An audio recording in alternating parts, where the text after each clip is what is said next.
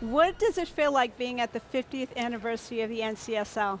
It feels great being at the 50th anniversary of NCSL. We see this is such a big conference to see the state lawmakers from every corner of the United States of America and see everybody represented here. It's really good to see all the energy and also to learn about all the different policies and what's happening in all the different states. And there's no other organization that could do this to bring us all together from all 50 states. What are some of the things you're hearing from some of your colleagues here? We're hearing a lot. So we're hearing what's happening on a whole host of issues. We're hearing about. I'm the chair of banking in New York State, so I'm hearing about different banking issues and how my different colleagues are dealing with it in their states. We're hearing about housing. We're hearing about healthcare. We're hearing about what people are doing, how they're managing with their budgets. So it's really important for us to learn about what's happening in other states so that we can help bring stuff back home to our states.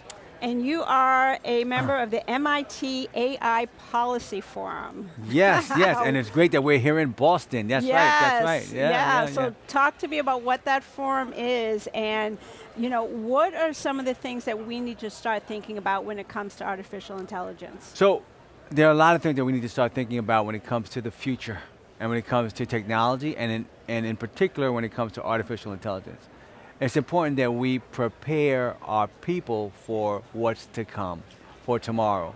And that means to prepare our workforce. That means to prepare our community. That means to prepare for our organizations, our companies, and our seniors, and our youth to be able to understand how to use technology, how to help form that technology, how to shape what it means for our future. And it's really important for us to be able to do so because if we don't do that, if we don't start figuring out how to properly manage this technology, how to create it, how to shape it, then it's going to happen to us and not for us.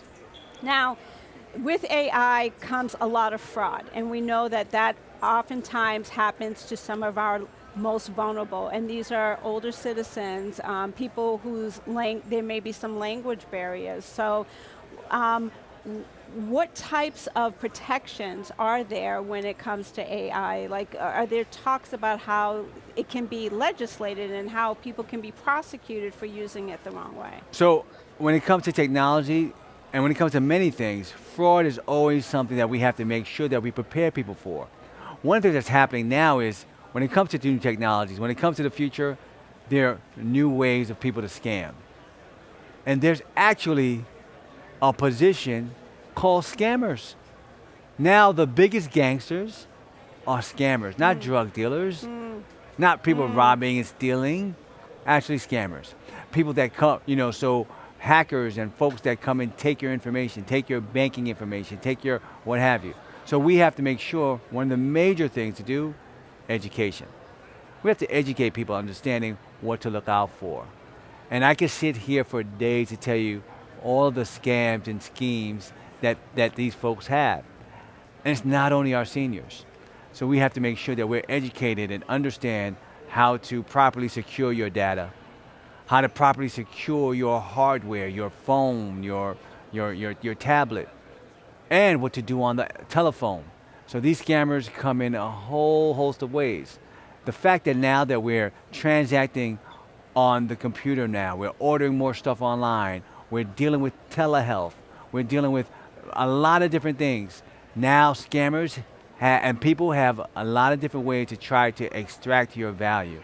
So we have to understand how to be vigilant. So what we do in New York is to make sure that we educate folks on these different types of scams, how to properly use the internet, how to properly exchange with, how to properly use the ATM machine, what to do with your hard mail, what to do with email. Really important to understand these things. Crypto has been here for a lot of years, right? But now we're hearing it almost on a daily basis as a form of currency. And with you being on the banking committee, how are you educating your constituents about what to know, the do's and don'ts around crypto, if you will? The main thing is making sure that we educate people So I don't tell people, hey, go use crypto or buy crypto, what have you. It's about being educated to figure out what your options are that's out there. And crypto is just one of the options for people to be able to invest in or use. What's really tough is people don't even understand money. Yeah. So let's get to that first. So we have to educate the people about money first, right? So we have to figure out how, and young people, so I have, nieces and nephews that are in school. You can send them 50 different ways. They Yeah. have every kind of way to receive it, right? Older folks don't. They don't use all these different forms of money transfer. So we still have a long ways to go to train people about how to use money, different options on how to use these different platforms. And then we can get to cryptocurrency and explain to people how to use, what that is, how that can be an investment or not. And then we could talk about stable coins and all these other things. But we still have a long ways to do to make sure that we teach people about financial education and what's actually available. Another major thing to do, we must do for people of color and for communities that are underrepresented, is training about the big I word, investments. Not everything is about struggling, right? And we have to make investing cool. Unfortunately, on Instagram or on whatever it is, whatever platform it is, people want to show off and show consumerism or what they're consuming or what have you. But it's kind of cool to save. It's kind of cool to build. Let's show that you started here and now you grow here. Don't show me what car you drive. Show me what you say. Show me some assets. And that's something that we have to also turn around and show what that looks like.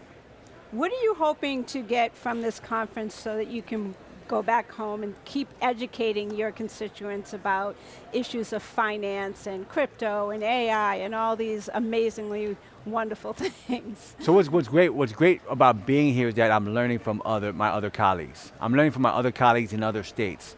I sat on a panel the other day and I sat between Wyoming and Illinois and found out what they're doing in their states. So when we exchange ideas, we learn better and we grow. And we have to understand that, look, I'm from New York, you're from this state, you're from that state, but we're all American first. And we have to learn that if we're going to rise, we have to rise together. Assemblymember Vanel, thank you so much for dropping by. Thanks a million. Thank you for having me.